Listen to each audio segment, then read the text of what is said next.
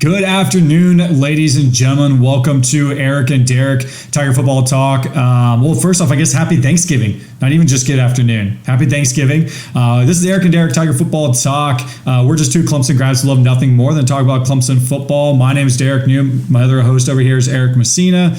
We're going to break down a little bit what happened against the Florida State game that never was. So before we even talk about Pittsburgh that's going on this weekend, we have to take a look back at the drama and the chaos that was the Florida State game. I don't want to get into it for too long. I don't want to spend 20 minutes talking about it because I've spent too much of my life already talking about it. But Eric, can you break it down for those who don't know the full story yet? Oh man, what a story. It seems like it won't ever end. But like you said, we'll briefly touch on what happened, just give you some facts. Basically, Clemson practiced all week getting ready for the FSU game. As of Friday night, a backup offensive tackle tested positive for COVID. Clemson put him on a plane and sent him home. Clemson medical professionals felt like they followed ACC protocols to the letter. He had been practicing all week with negative COVID tests. When it came to game time, Saturday morning, FSU medical staff and Clemson medical staff got in a room trying to hash out, seeing if make sure that everything was done to code, and they couldn't agree, and basically they postponed the game or canceled it altogether. And when Clemson came back and said, well, what if we played on Sunday, or what if we play on Monday? We'll stay and keep testing. FSU said no. And so we went home not playing the game. You know what transpired afterwards? Obviously, everybody that's watching this probably knows, and we'll leave that up to everybody else to decide. But what I was most upset about was I was ready to watch some Clemson football. We had the bye week the week before. I feel like we've been on the off season the past. I haven't seen Trevor Lawrence play in 3-4 weeks now. So all we care about now is Pittsburgh this weekend. So Derek, give me the breakdown of what's going on. Yeah, you mentioned it. Trevor Lawrence. Now, I don't think he's played in maybe 5 weeks because last week Florida State didn't happen. Then you had bye week before that. Then you had Notre Dame before that, which he was out for. And Boston College before that, he was out for. So, we haven't seen Trevor Lawrence in quite some time. This essentially has been an off season for him. So, but let's go into Pitt again. We can talk about the Florida State debacle for as long as we possibly want to. But let's break it down. So we have number 3 Clemson Verse Pit. It's 3:30 p.m. on Saturday. This is throwing off our schedule a little bit. If you're South Carolina and Clemson, you're used to playing on this upcoming Saturday after Thanksgiving. Been a tradition for a long time. This would be the first time in 111 years that Clemson and South Carolina are not going to be playing in a season. So it sucks to see that record come to an end. There's records coming to an end all over the place. I saw that Wisconsin, Minnesota is going to be coming to an end as well, and that's over 100 years. So we see this across the country. But Clemson versus Pitt, the spread 25.5. They're expecting Tigers to win by more than 3 touchdowns. The over/under is 54.5 because there's some good defenses in this one. That leaves us with an implied final score of 40-14. That is what Vegas is thinking about for this game. They don't really particularly think it's going to be a close game.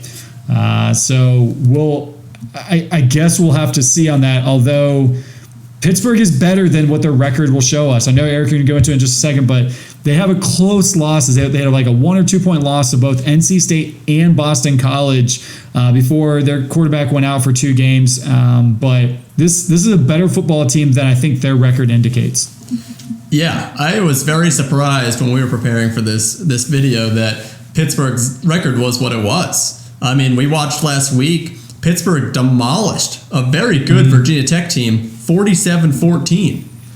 So, like you said, looking back, I mean, they had a 1 point loss to NC State. The next week, they had a 1 point loss to Boston College. Maybe they just can't finish these games. Then they went into Notre Dame and Miami, and their leading quarterback out with COVID. Same thing that we're dealing with. And they lost both those games, again, to ranked number 9 Miami and a number 2 Notre Dame. So you can't fault them for losing those games. But Kenny Pickett's going to be back in this game, leading the Pittsburgh Panthers at quarterback. He's 5th right now in the ACC passing yardage. So he's no slouch, and that's 5th, missing 2 games. There's Jordan Addison is 5th in ACC receiving yards. I mean, they have a very young wide receiver core, but I think on offense, these guys can play. And on defense, we'll get into the numbers on this, but they held the number 1 rushing attack, Virginia Tech, to 150 yards, which is 100 less than in most of their games previous. It's going to be a tough game this weekend. Yeah, I mean, you mentioned that offense. They're not well balanced. They can throw the ball. Kenny Pickett, you did mention, he's 5th in the ACC, and he's been out for 2 of these games. So I think he can definitely sling around. He's a senior. He has young talent at wide receiver. They've been banged up a little bit, but I mean, they can throw the ball. Rushing, they're not a really good running team, which is like calling the pot killing the kettle black at that point, because neither are we at this point. But they are not very good at running the football. It's not necessarily that's a strength of theirs. Their offensive line has been maligned a little bit this year. They actually had to replace their offensive line, at least 3 starters, against Virginia Tech, and their line across all measures performed better with those backup players in there than their starters. So I'm really interested to see who actually ends up getting the starting nod for them and how quickly they will be yanked if they're not performing well. I want to see if it's the younger guys who get in there, the backups, or the more veteran team. We'll just have to wait and see what that is. But yeah, the defense for Pitt is solid under any metric. They've got the second best run defense in the ACC behind only Notre Dame, so they're actually outperforming Clemson in that category, and they're essentially top 3. I think there's a tier of defense in the ACC, which is it's Pittsburgh, Notre Dame, and Clemson. Before I looked at this, I would have thought it was Notre Dame and Clemson and everybody else, but every statistic says that Pitt belongs in that elite defensive category. And Eric, you mentioned they held the number 1 rushing attack in the ACC. Number 9 in the country was Virginia Tech to 150 yards. Well, after that game, they're only averaging giving up like 86 yards a game. That's with the 150 last week. This is a stout defensive front. They have playmakers on the defensive side. Yeah, and kind of going back to their offense real quick, like you said, their O-line is performing at a high level, and it's very surprising that their rushing attack is 3rd to last in the ACC. I mean, this is the school that produced James Conner, who ran all over us back in 2016. So I'm very surprised that the rushing attack is not there. And defensively, I mean, it's going to be tough this weekend. I mean, we've been talking about our issues in the run game. We've had how many weeks to fix it now? Hopefully these guys are getting healthy. We're getting time to maybe implement some different strategies, some more in-depth things on offense than just zone blocking. I can always cross my fingers and hope the coaching staff will move in that direction. So it'll be interesting to see what we can do offensively against this defense. Their pass defense is in top 4 in the conference. So like you said, statistically, they're up there with Clemson and Notre Dame on defense. Offensively, we get Trevor Lawrence back. Unfortunately, Frank Ladson looks like he's still going to miss this game. On defense, James Skalski is still going to miss this game. But other than that, we should be healthy. Knock on wood. I'm not hearing any COVID news coming out of Clemson's camp. I'm not hearing of any injuries that have sprung up during all these practices. The only thing that might hold us back is maybe being rusty, having this many weeks off. But you got to believe that Trevor Lawrence is going to come to play, and he's the leader of this team, and he's going to bring that energy this weekend that hopefully sparks this team to play like the number 3 team in the nation, like they're ranked. But time will tell. Time will tell. And I'm interested to see what Trevor Lawrence is going to bring to this office, because our 2 worst rushing performances were when Trevor Lawrence was on the sideline with COVID. DJ came in and he threw the ball great. I mean, and DJ was actually banged up there. Davis Sweeney talked about our backup quarterback who had to play against Boston College and Notre Dame had a really hurt shoulder. He missed a game earlier with that. So they weren't really able to run him. Not that he's necessarily the best runner in the world. He's more of a pocket passer, but he was banged up. With Trevor Lawrence coming back, is he going to have to throw for 400 or 500 yards in order to win this game? Or because of his legs and the option ability, are we able to open up the running game more? Against Notre Dame, I think, averaged like a yard per rush. I think we had like 36 rushes for 36 yards or something really dumb like that. This front is not as good as Notre Dame's just from a talent standpoint, but numerically, they're one of the best in the country and one of the best in the ACC. Are we able to run the ball a little bit better? Because, listen, I expect Trevor Lawrence to come out on fire. The guy hasn't played in 5 weeks. That's a long time. I know he's been playing in practice and slinging it around, but the game is going to be a little bit different. I don't necessarily expect him to come out there and be sharp right away. Like, I expect there to be a little bit of rust that he'll have to knock off. Do we have a running game at all that can help us get first downs, and whether that's implemented as an option or just him scrambling? That's what I'm really interested to see this week. Yeah, and I'm interested to see if Brent Venables can get his defense to step up.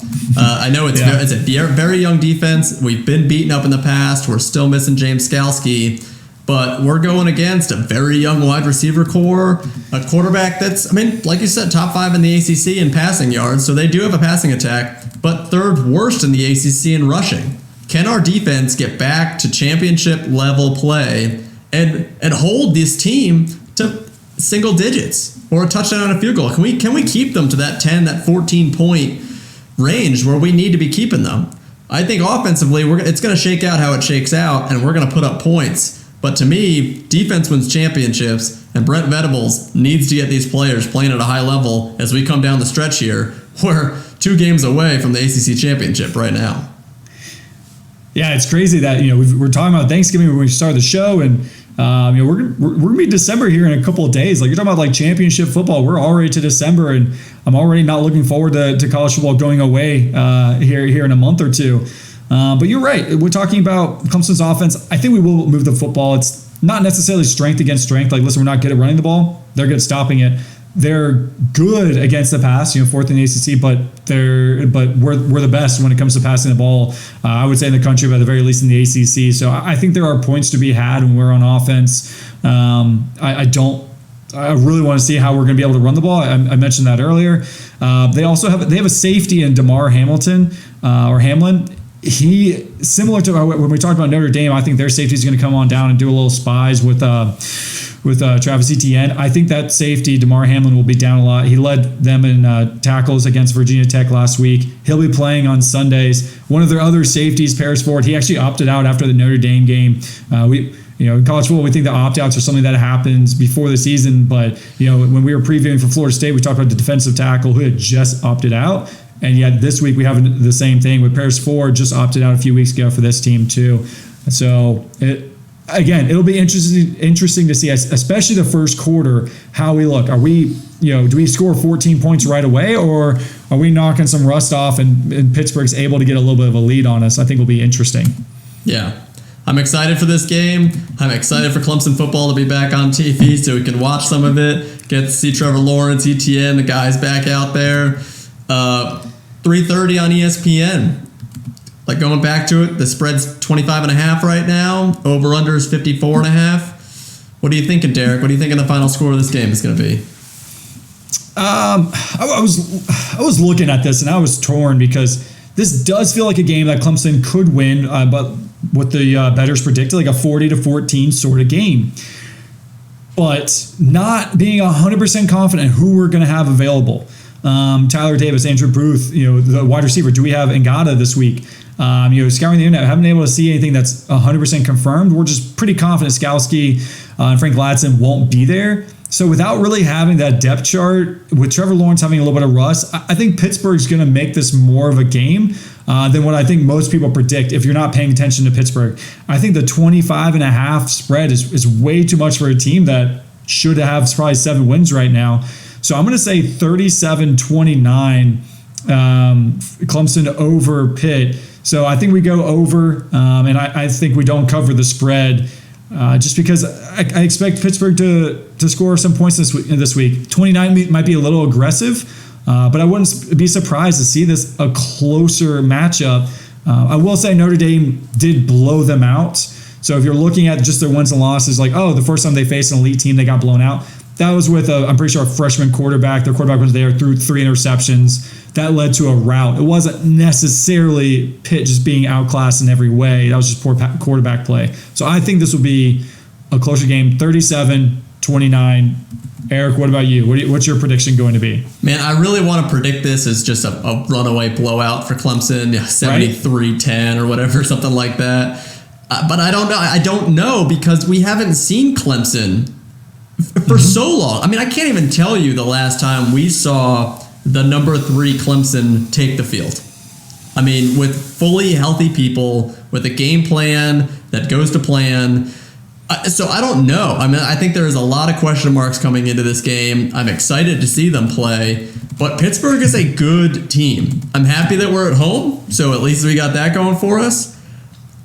I have to believe that we're going to come out fired up and ready to play. I have to, because if we don't, then there's something wrong. I mean, there's something wrong if Trevor is tweeting and ready to play, and then the week after he's not, right? And if we have this much time to prepare and this much time to get healthy and to implement game plans and strategies, if we don't come out and just play like the number 3 team, I'm going to be really disappointed.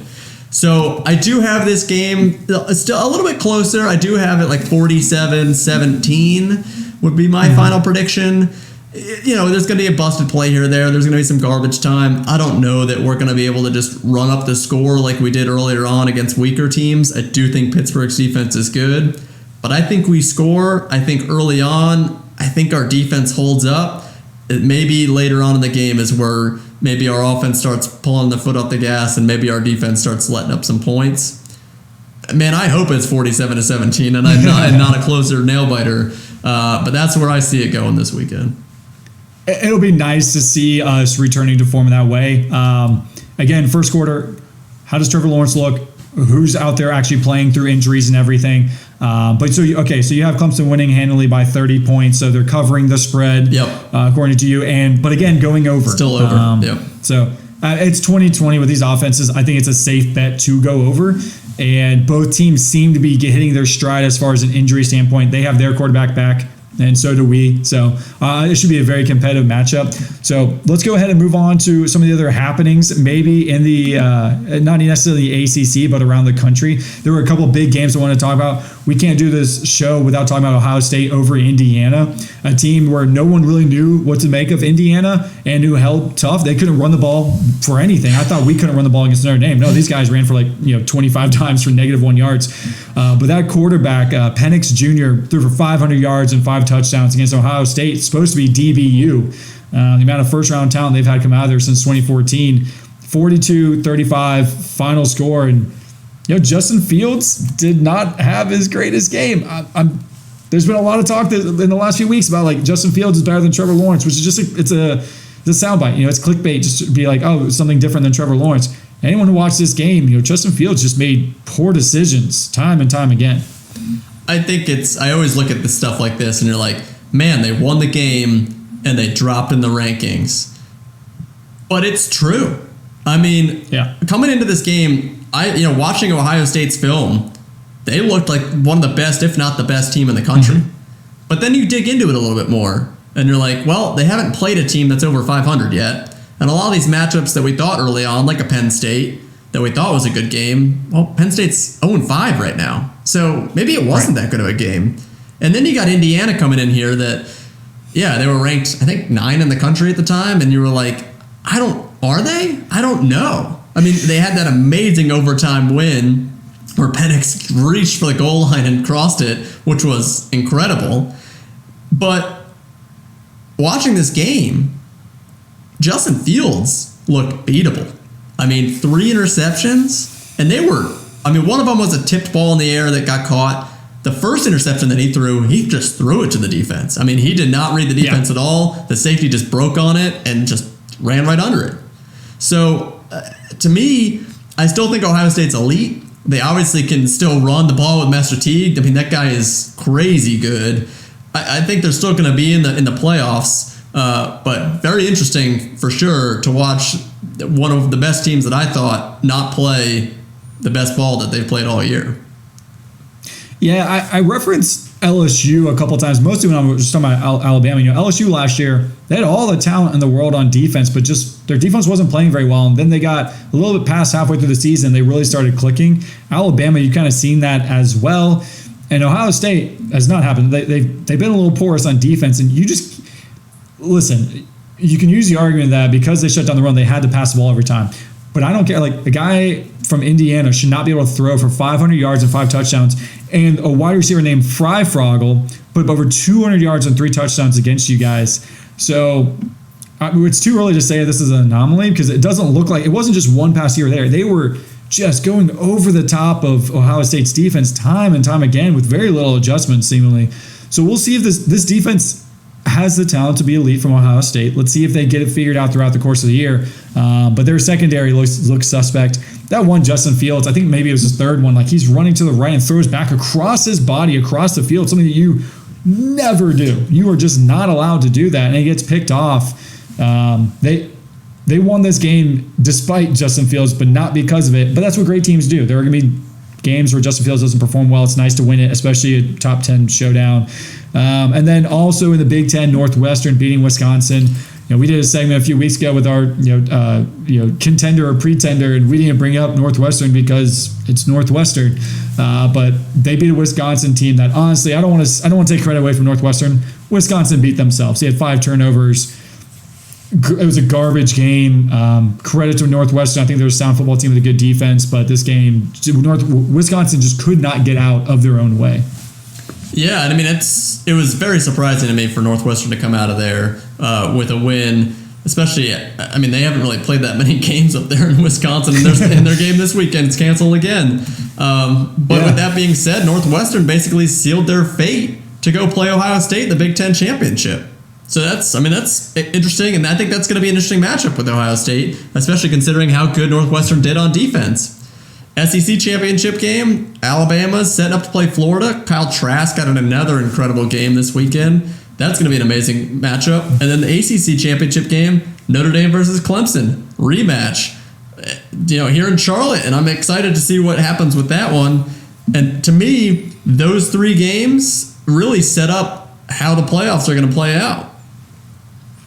They are, and honestly, like Clemson, even though they didn't play on the field this weekend, I think they won from a standpoint of Wisconsin getting upset. Wisconsin was viewed as this elite team, and I'm not necessarily saying they aren't, but Wisconsin finally revamped their offense. They could throw it. They were explosive and dynamic, and they had a strong defense. That was a team that if they go in undefeated and lose to Ohio State close, who gets in? Is it Clemson or is it Wisconsin? I think that was going to be a tight decision. Now, if you're looking at Northwestern, it's just not a sexy team. I don't know anyone on the Northwestern team, and I watched the whole game, and I still don't know anyone on the team. They have a good defense, but they're not necessarily talented. I don't believe they can go throw for 500 yards against Ohio State. So I think if it came down to the committee, Wisconsin versus Clemson, I think Clemson would have gotten the nod maybe a little bit if they're both one-loss teams. Even Notre Dame, depending on how it's shaped up. But with Northwestern, if they're the ones who ends up representing the Big Ten in the championship game against Ohio State, I think the road for the Big Ten to get 2 players into the college football playoff took a significant hit this week, unfortunately. SEC is still a live outside chance, but now I think the ACC is really in the driver's seat to have both Notre Dame and Clemson make it in if Clemson wins later on this year. Yeah, absolutely. We bring up that point, and I think the exciting game this weekend is actually on Friday this week, and it's Notre Dame against UNC, number 2 versus number 19. I know UNC hasn't been a sexy pick this year. Mac Brown and them have lost a bunch of 2 games, but have not played up to the standard that everyone thought that they would this year. But on any given weekend this year, we have found out that any team can lose and any team can win. So I'm excited to watch that game to see if UNC can pull up a miracle upset of Notre Dame. I don't expect that to happen, but it might be a good game. You never know. So College Football Playoff Committee came out this week with their top 25 rankings. It was a lot of interesting picks and a lot of places that people didn't think that they would end up being ranked. But I was glad to hear that they've been watching a lot of tape and aren't really holding true to that strength of schedule / how many games have you played and all that with 2020 and COVID going on. But Derek, who do you got as your top 10 teams right now? Yeah, one thing about the UNC Notre Dame game, that will be a fascinating game because UNC to me reminds me of like the Seattle Seahawks, man. They got dynamic playmakers all over the offensive side and just have not figured out how to play defense. So if it's just a scoring contest against Notre Dame, you would push Notre Dame into a game that they're not really comfortable playing, which is just a scoring match. There's a possibility for sure for an upset that week or this weekend. So let's look at the top 10 teams. I mean, I have Alabama, Notre Dame 1 and 2. I get that they dropped or they moved Clemson ahead of Ohio State.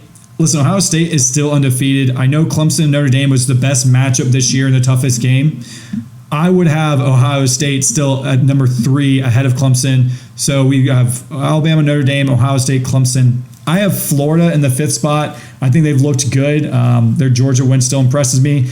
But then I'm going to give some love to some outside the Power 5 teams. I'm going to go with Cincinnati and BYU as my next 2 teams. I think Cincinnati's defensive line and their coach, Luke Fickell, I think they're excellent. And BYU can score on anybody in the country. At number 8, I have Texas A&M, 9, Miami, 10, Northwestern. You have to put them in at this point. I'm still not a believer in Northwestern. I'm a believer in Indiana, watching them play against Ohio State. I'm not a believer in Northwestern, but you have to put them in the top 10 now. What about you, Eric? Honestly, I don't think there's going to be much drama between us this week. I think the only difference I have is Texas A&M above BYU, but that'll play out, so that's not that big of a concern to me.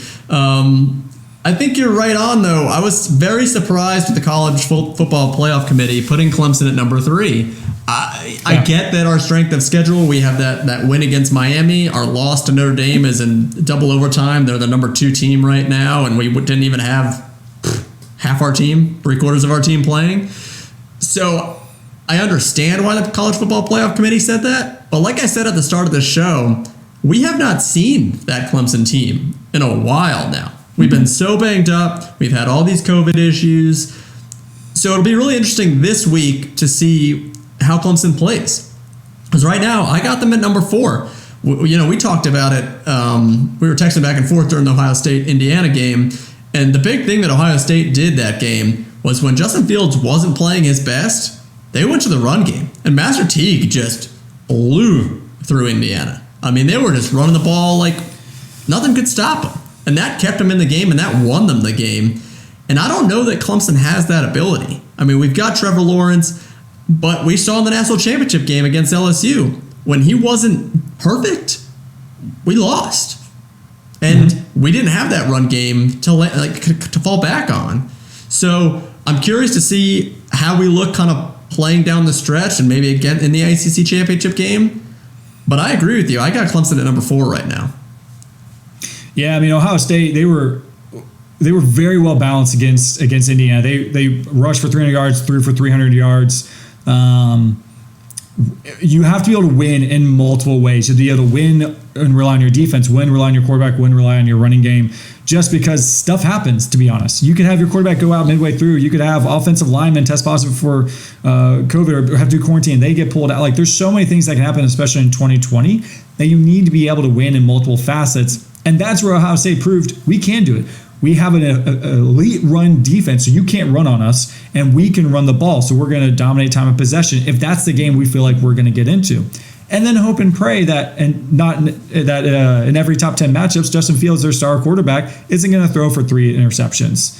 And we do malign that Ohio State secondary, but they did get a pick 6 on the quarterback, on Indiana's quarterback, and then that ended up being the difference in the game. So you have to find ways to win, which Ohio State has done. That's why I would have put them above Clemson. And if Clemson wins against Notre Dame at the end of the year, they get to get payback on that. We would be able to jump them. So interesting to see that, though.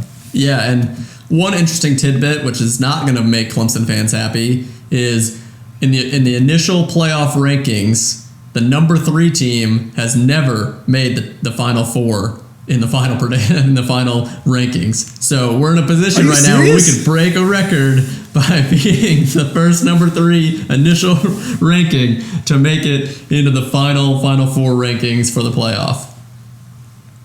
That's mind-blowing. I saw that no number 1 team has ever made it in or has never won the national championship after being the initial number 1. But all right, well, we're all against Clemson. But 3:30 game on ESPN, guys. Looking forward to this matchup, Clemson versus Pitt. Help us out if you like our content. Like, subscribe, click the button. Anything, every little bit helps. And we'll be back on Sunday to give you the post-game breakdown of what happened. Yeah, have fun with your families, eat some turkey, cry a little bit that we're not playing South Carolina, that we won't be beating up on that other team who's coachless right now anyway. But it should be a great game on Saturday. Again, 3:30 ESPN. Have a great weekend, y'all, and go Tigers. Go Tigers.